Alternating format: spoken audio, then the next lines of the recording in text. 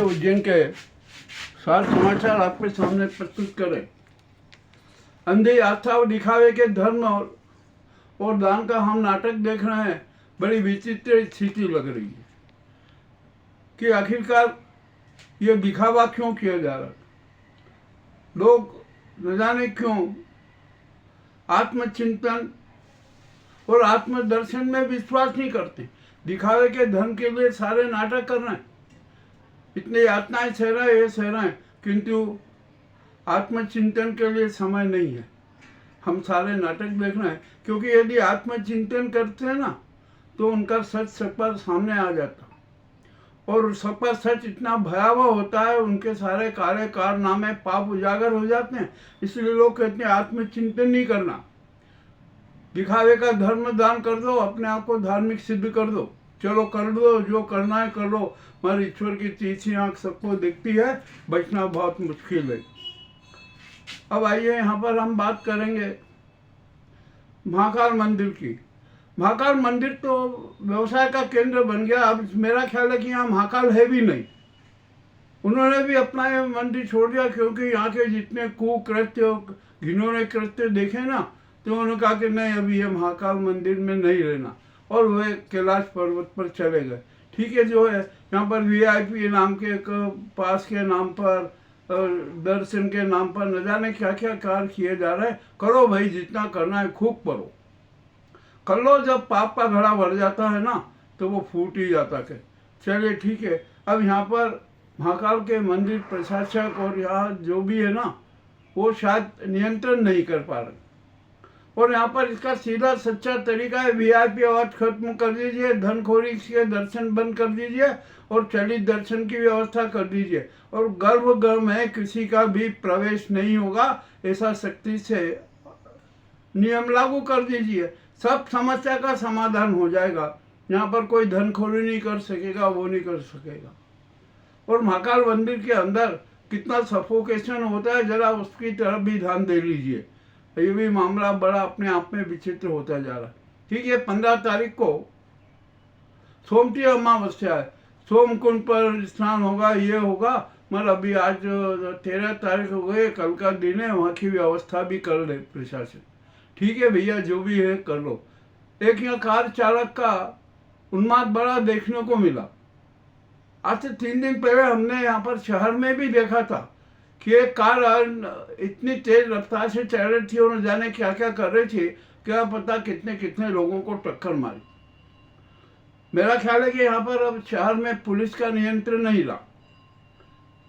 एक जो शुक्रवार की घटना है, एक कार चालक ने तेज रफ्तार से कार चलाते हुए स्कूटर को टक्कर मार दी। छात्र थे, वे भी परेशान हुए, और उन छात्रों पर हमला भी कर दिया, और अपने साथियों को बुलाकर हमला कर दिया। अब पुलिस ने पीछा करके उनको पकड़ा के, तो अब ये मामला बड़ा विचित्र है, और ये तो उन्माद है। ये ऐसे लोगों पर कठोर से कठोर कार्रवाई होना चाहिए, ये भी किसी से छिपा नहीं है। मगर अब देखते हैं कौन सी कार्रवाई होगी, क्या होगा। कुछ भी, मेरा तो ख्याल है कि कुछ भी नहीं होगा। यहाँ पर पुलिस की पकड़ कुछ भी नहीं है। अब यहाँ रेलवे में मोबाइल चोरी हो रही है, सामानों की चोरी हो रही है, क्या किया जाए, कुछ भी ठीक ठाक नहीं चल रहा। अब यहाँ पर चोरीकरण के नाम पर भी विचित्र खेले हो रहे हैं। एमआरसी में जो जिस बात का निर्णय होना था वो हुआ ही नहीं, वो मुद्दा ही नहीं आया। और क्यों नहीं आया, उसके पीछे भी नगर निगम को जिन्होंने नगर निगम बना दिया ना, वही जवाबदार हैं। मामला सर्टिफिकेट को लेकर है, डीपीआर में प्रूव कर दिया है, किंतु सर्टिफिकेट पर लागू नहीं होना। क्यों नहीं होना है? एक भाजपा नेता के घिनौनी हरकतों के कारण आप डीपीआर बदल दोगे। अब जनता कह रही है, जनता सड़कों पर उतरेगी, धरना देगी, भूख हड़ताल होगी, ये सब होगा, तो सर्टिफिकेट का तीसरा गेट भी खुलवाई है, आसपास का अतिक्रमण भी हटाई है, और दरवाजे की सेफ्टी वाल जो एरोन से जुड़ी हुई है उसको भी पूरा देखिए। सारा मामला करना पड़ेगा, और सर्टिफिकेट सेंटर में होना चाहिए, दोनों तरफ रोड होना चाहिए। अब यहाँ पर एक मजेदार बात बताऊँ कि एक विशेष परिवार को सुरक्षित करने के लिए आप विशेष छूट दे रहे हो। 9 फीट की जगह आप 6 फीट की ओर कर दी। ये भी किसी छिपा नहीं है, ये भी हम राज खुलेंगे, राज खुलेगा। क्योंकि ये समझ में नहीं आ रहा आखिरकार ये पक्षपात क्यों हो रहा है। चलिए होगा ये भी, अब किसी से क्या कहें। अब यहाँ पर साधु संतों की हालत देख लीजिए। साधु संतों के अखाड़ों में क्या क्या हो रहा है, वहाँ कितने कितने कुकृत्य हो रहा है, किस प्रकार की राजनीति हो रही है, यह भी मामला बड़ा रोचक है। अब पुलिस के पास में खुफिया तंत्र भी नहीं है कि वो हर जगह जांच कर सके, कुछ कर सके। तो ठीक है, अब ये तो हलम घोल चलता रहेगा। अब किन्नर अखाड़ों की राजनीति भी चरम पर आएगी, इसमें भी कोई शंका नहीं है। यहाँ पेयजल संकट घेराता जा रहा है, पानी का बड़ा अभाव है और प्रदूषित पानी मिल रहा है। मिलने दो, जो भी है, ये जनता को इंसान कहाँ समझते हैं। नगर निगम और प्रशासन जनता को इंसान ही समझ रहे हैं, वो तो जानवर समझ रहे हैं कि अरे भैया ये जानवर है, ये तो अपने आप व्यवस्था कर लेंगे, इनकी तरफ ध्यान देने की जरूरत नहीं है। ठीक है, मत दो भाई, कोई दिक्कत नहीं है। अब यहाँ पर अब पेयजल संकट तो घेराता जाएगा। भूगर्भ जल की स्थिति गंभीर हो गई है। पूरे शहर में जलवायु एवं ध्वनि प्रदूषण चरम पर गए, पर किसी को परवाह नहीं। पर्यावरण के नाम पर क्या क्या नाटक हो रहे हैं। क्षिप्रा शुद्धिकरण के नाम पर कितने करोड़ों का व्यय होगा और परिणाम अभी तक शून्य आया। कोई सार्थक परिणाम सामने नहीं आ रहा। मामला बड़ा विचित्र है। और जो काम करना चाहिए वो काम हो नहीं रहा। नए बांध बनाओ, ये करो, उससे लिंक करो। अरे गंभीर डैम का दूसरा चरण पूरा करो ना, क्यों नहीं करते हो। यदि गंभीर डैम का दूसरा चरण पूरा हो गया तो उज्जैन को 200 साल तक पेयजल का संकट ही नहीं आएगा। और नर्मदा का पानी गंभीर डैम में डालने का जो महंगा, बहुत ही महंगा पड़ता है ना, वो भी नहीं करना पड़ेगा। यहाँ पर हर प्रकार की नाटकबाजी चल रही है। और सच बात तो ये है कि क्योंकि नई नई योजनाएं लाओ, नई नई घोषणाएं करो, ताकि मोटा माल और मोटा कमीशन खाने की स्थिति बन जाए और अपना आर्थिक स्वास्थ्य उत्तम हो जाए। ये भी सारा हो रहा है। और जनता को भ्रमित करने के लिए क्या क्या घोषणाएं की जा रही है।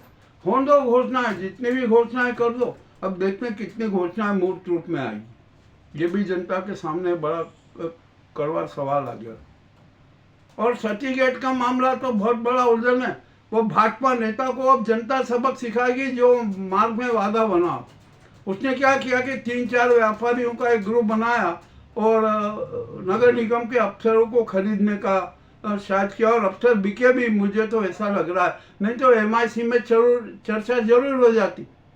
और अब तो जनता का कहना है कि जो वहाँ पर सती गेट पर सर्कल बनना चाहिए, वहाँ पर सर्कल बनेगा, दोनों ओर रोड होंगे और सती गेट का तीसरा गेट भी खुलेगा। और जो वहाँ पर अतिक्रमण हुआ ना, उनके खिलाफ कठोर से कार्रवाई हुआ। अब तो जनता करेगी इन पर रासुका की कार्रवाई करो और भारी दंड करो।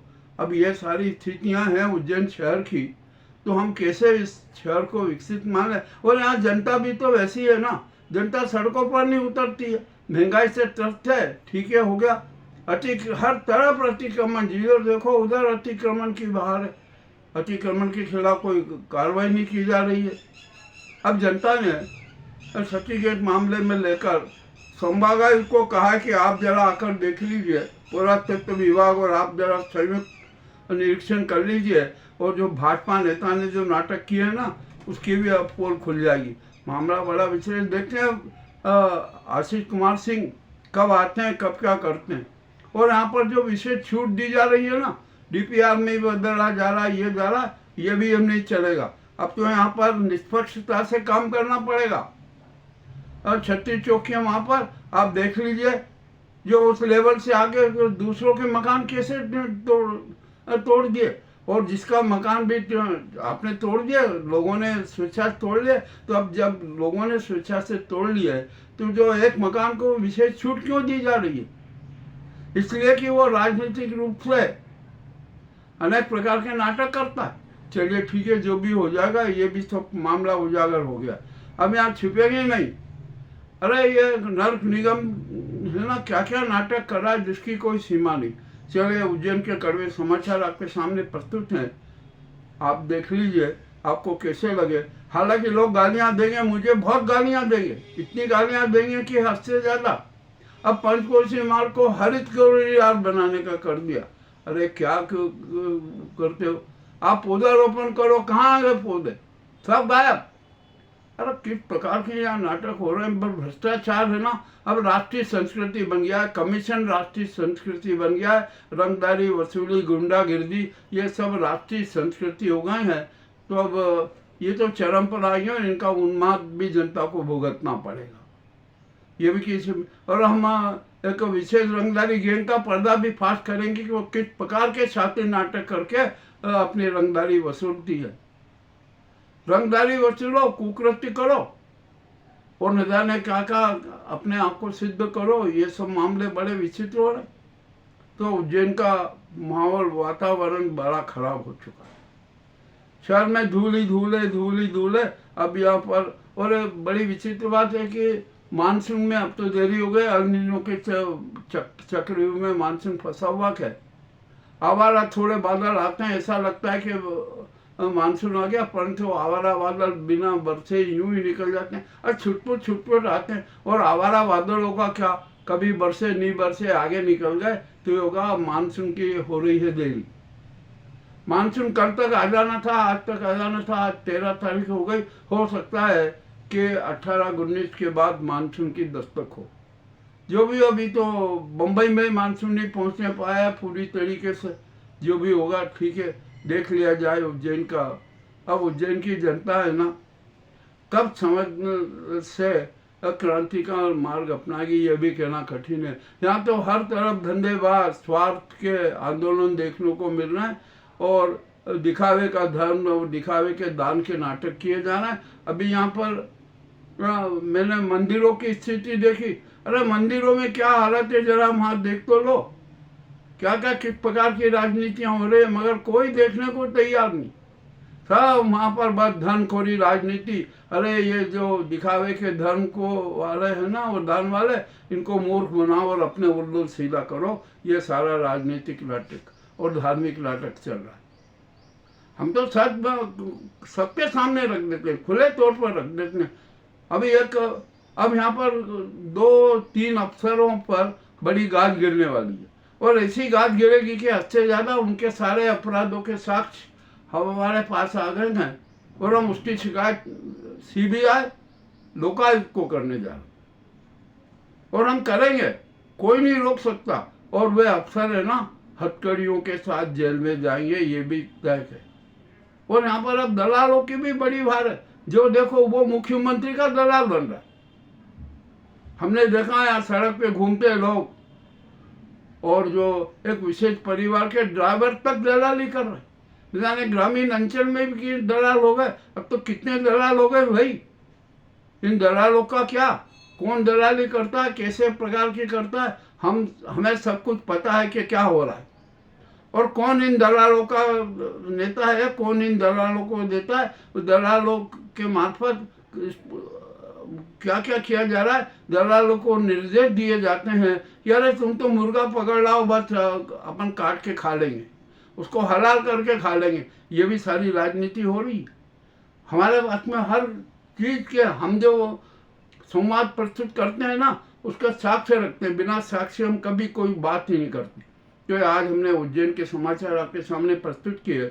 आपको कैसे लगे हमें अवश्य बताएं। बहुत बहुत धन्यवाद।